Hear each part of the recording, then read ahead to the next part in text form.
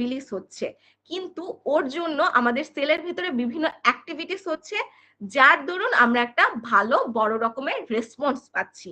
এই জন্য আমরা এটাকে অ্যাম্প্লিফিকেশন বলতেছি। এতটুকু কি বুঝা গেছে নাকি রিপিট করব? আচ্ছা, আরেকবার একটু বলি, ঠিক আছে? সেন্ডারের ক্ষেত্রে কি হবে? Signalling chain. সিগন্যালিং চেনে আমরা দেখা যাচ্ছে সেন্ডার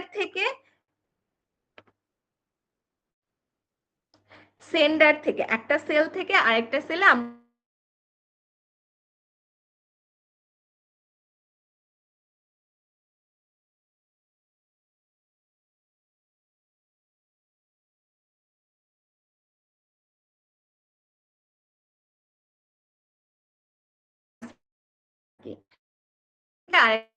সিগন্যাল ট্রান্সমিট করতেছি। এই দেখা গেল আমার ব্লাড গ্লুকোজ লেভেল বেড়ে গেছে, তাহলে কি অবশ্যই ইনসুলিন তৈরি করতে হবে। তাহলে ইনসুলিন তৈরি করলো, তারপর এই সিগন্যালটা ব্লাডের ট্রান্সমিশন প্রপাগেশন হবে, ঠিক আছে? মানে দেখা যাচ্ছে ব্লাডের মাধ্যমে এই যে মলিকুলটা আমার রিসিভ যাচ্ছে, রিসিভার সেলে গিয়ে একটা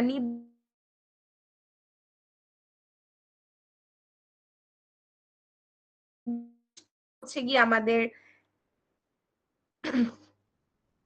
যে রিসিপ্টর থাকবে, পর আমরা কিছু এতটুকু বুঝতে পারছি?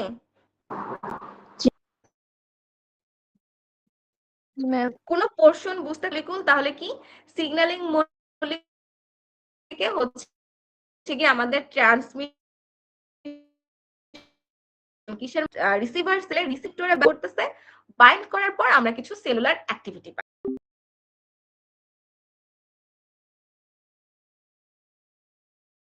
ডিসটেন্স, ঠিক আছে? সিগন্যালিং ডিসটেন্স পড়ার জন্য আমরা একটু শুরুর স্লাইডে চলে যাব। ফার্স্টে কি অটোক্রাইন ছিল। অটোক্রাইনে কি আমাদের সিগন্যালিং মলিকুলটা রিলিজ হয়ে যে সেল থেকে রিলিজ হয়েছে সেই সেলের উপর কাজ করছে। তার মানে এইখানে মলিকুলটা কিন্তু খুবই শর্ট ডিস্টেন্স অতিক্রম করছে না, জাস্ট রিলিজ হলো, সেলের বাইরে বের হলো, দেন বাইন্ড করলো, তাহলে ও খুবই শর্ট ডিস্টেন্স অতিক্রম করছে। সিগন্যালিং অ্যাক্রস গ্যাপ জাংশন, এটা দেখা যাচ্ছে পাশাপাশি দুইটা সেলের মধ্যেই আমার সিগন্যালটা পাস হচ্ছে গ্যাপ জাংশনের মধ্য দিয়ে, তার মানে এখানে কিন্তু ডিস্টেন্স 0, ঠিক আছে? এখানে আমার সিগন্যালিং এর ডিস্টেন্স 0। প্যারাকাইনের ক্ষেত্রে চিন্তা করেন, আমার হচ্ছে গিয়ে যে সেল থেকে তৈরি হচ্ছে তার কাছাকাছি একটা সেলে, টার্গেট সেলে গিয়ে সিগন্যালিং মলিকুলটা কাজ করতেছে। তার মানে আমার শুরুতে অটোক্রাইনের ক্ষেত্রে কিন্তু ডিস্টেন্স কি ছিল? Very short. এইখানে দেখা যাচ্ছে এই অটোক্রাইনের থেকে একটু বেশি হবে, কিন্তু এন্ডোক্রাইনের থেকে কম হবে। তার মানে আমার প্যারাকাইনে আমার সিগন্যালিং মলিকুলের যে ডিস্টেন্স, ও যে ডিস্টেন্স ক্রস করে আসছে সেটা কি হবে? শর্ট। অটোক্রাইনের ক্ষেত্রে ভেরি শর্ট। লাস্ট এন্ডোক্রাইনের ক্ষেত্রে কিন্তু অনেক দ্রুত ও দূরত্ব অতিক্রম করে, তাহলে সেটা কি হবে? ভেরি হচ্ছে গিয়ে ডিস্টেন্স বা ডিস্টেন্স। ডিস্টেন্সের জিনিসটা কি বুঝতে পারছি নাকি বুঝি নাই? এখানে দেখেন ছবিও দিয়ে দিচ্ছে, ছবিতে দেখাচ্ছে অটোক্রাইনের ক্ষেত্রে দেখা যাচ্ছে ডিস্টেন্স কি, ওর যে নিজস্ব যে ডায়ামিটার সেটার থেকেও কম। জাক্সটাকাইন বা হচ্ছে গিয়ে আমাদের যেটা গ্যাপ জাংশন, সেটার ক্ষেত্রে ডিস্টেন্স 0। প্যারাকাইনের ক্ষেত্রে নিকটবর্তী সেল, সেক্ষেত্রে কি দেখা যাচ্ছে? এই যে যে আমার সেলের ডায়ামিটার দেখা যাচ্ছে সেটার সমান অথবা তার থেকে বেশি। লাস্টেরটা এন্ডোক্রাইনের ক্ষেত্রে কিন্তু ডিস্টেন্স অনেক বেশি। এতটুকু কি বুঝছি নাকি কনফিউশন আছে? ম্যাম এটাও কি মিডের জন্য থাকবে? বাবা এই চ্যাপ্টারটা তো মিডে থাকবে বলছিলাম। ম্যাম আমাদের তো অনেক বেশি হয়ে যাচ্ছে মিডের জন্য। বাবা এক সেকেন্ড, আমি একটা কথা বলি, মিট কিন্তু খালি আপনাদের হচ্ছে না, সেকশন আরেকটা সেকশন যে সেটারও কিন্তু হচ্ছে, ঠিক আছে? এবং দুইটা সেকশনে কিন্তু সিলেবাস সেম, এবং দুইটা সেকশনেই কিন্তু কোনো রকম সাজেশন দেওয়া হয় নাই,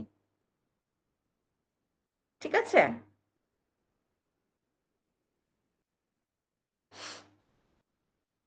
আচ্ছা, ম্যাম বি সেকশনে তো মানে সাজেশন দিবে শুনলাম। বি সেকশনে না, আমার জানার মতে সাজেশন দেওয়ার কথা না। হয়তোবা পড়ানোর টাইমে ইম্পর্টেন্ট আনইম্পর্টেন্ট এরকম বলে দেওয়ার কথা, যেটা হয়তোবা আজকে আমি পড়ানোর টাইমে হয়তোবা আমিও বলতে পারি, ঠিক আছে, বাট সাজেশন দেওয়া হয় নাই।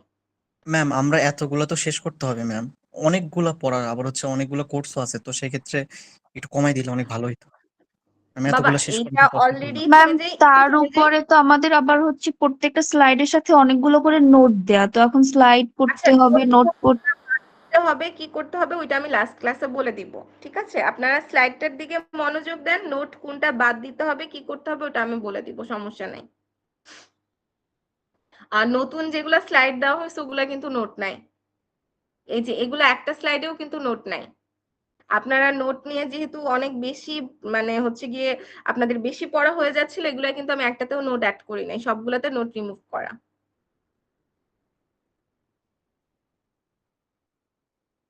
আচ্ছা এমনি এটা কি বুঝার কনফিউশন আছে? না বুঝার কনফিউশন থাকলে আমরা সামনে চলে যাব।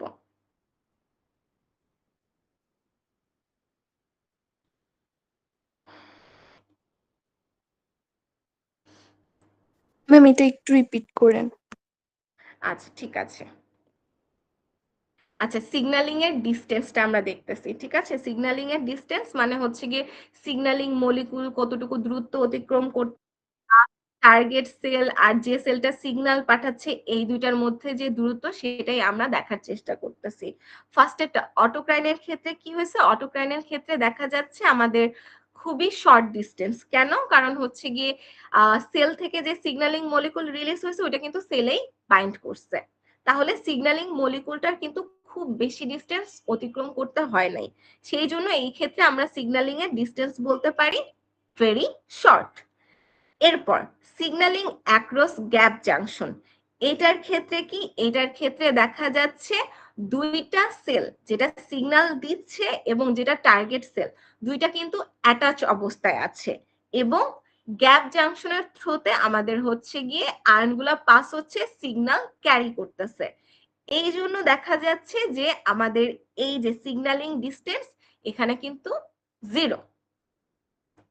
নেক্সট আসেন প্যারাক্রাইন। প্যারাকাইনের ক্ষেত্রে কি হচ্ছে, সেলটা আমার নিয়ার বাই একটা যে সিগন্যালিং সেল বা সেন্ডার সেল, এটা দেখা যাচ্ছে সিগন্যালিং মলিকুল আমাদের টার্গেট সেলে পাঠাচ্ছে এবং টার্গেট সেলটা কিন্তু কাছাকাছি থাকবে, ঠিক আছে, কাছাকাছি বা নিকটবর্তী টার্গেট সেলে সিগন্যালটা পাঠাচ্ছে। তাহলে দেখেন অটোক্রাইনে কি ছিল, distance so short, very short ছিল। কেন? কারণ রিলিজ হয়ে ওই সেলটার উপরেই কাজ করতেছে, কিন্তু প্যারাকাইনে কিন্তু ডিস্টেন্স অটোক্রাইনের চেয়ে বেড়ে যাবে, কারণ কি আমার সিগন্যালিং মলিকুলটা একটা নির্দিষ্ট সিগন্যালিং সেল থেকে রিলিজ হয়ে একটু দূরে গিয়ে নিকটবর্তী একটা সেলে বাইন্ড করতেছে। লাস্টেরটা এন্ডোক্রাইন, যেগুলো আমরা হরমোন বলতে পারি, আমাদের হরমোন কি রিলিজ হয় তারপর ব্লাড স্ট্রিমের মধ্য দিয়ে পাস হয়ে দূরবর্তী একটা সেলে গিয়ে বাইন্ড করে, সেক্ষেত্রে কি, সেক্ষেত্রে এক্ষেত্রে আমরা বলতে পারি এক্ষেত্রে সবচেয়ে বেশি ডিস্টেন্স। তার মানে ডিস্টেন্স যদি আমি হিসাব করি সবচেয়ে কম বা জিরো ডিস্টেন্স হচ্ছে কি আমাদের সিগন্যালিং অ্যাক্রস গ্যাপ জাংশন, তারপর অটোক্রাইন, তারপর প্যারাক্রাইন, তারপর এন্ডোক্রাইন। এখন বুঝে গেছে? জি ম্যাম। ঠিক আছে, এরপর নেক্সটে আসেন মোড অফ সিগন্যালিং, মানে সিগন্যালিংটা কোন মোডে বা কোন মেকানিজমে সিগন্যালিংটা হচ্ছে। ফার্স্ট একটা লিনিয়ার, মানে হচ্ছে কি দেখা যাচ্ছে এ এ দেখা যাচ্ছে বি কে সিগন্যাল দিচ্ছে, এই জন্য বলতেছি এটা লিনিয়ার। ক্যাসকেড হলে কি হবে, দেখা যাচ্ছে ফার্স্টে একটা মলিকুল এ এ দেখা যাচ্ছে বি কে অ্যাক্টিভেট করতেছে, বি দেখা যাচ্ছে সি কে অ্যাক্টিভেট করতেছে, মানে এখানে কিন্তু মাল্টিপল হচ্ছে, ঠিক আছে। লিনিয়ারের ক্ষেত্রে একটা ছিল, ক্যাসকেডের ক্ষেত্রে আমাদের মাল্টিপল রিয়াকশন হবে বা মাল্টিপল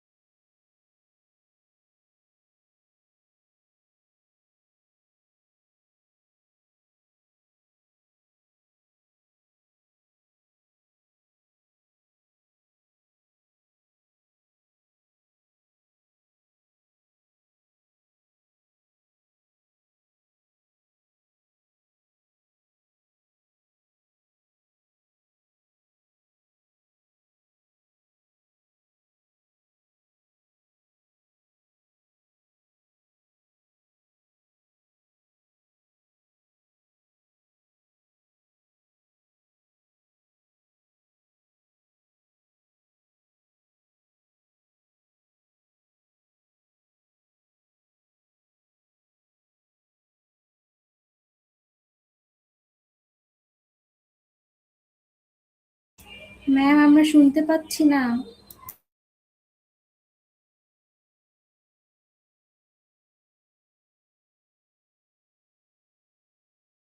ম্যাম কিছু শোনা যাচ্ছে না।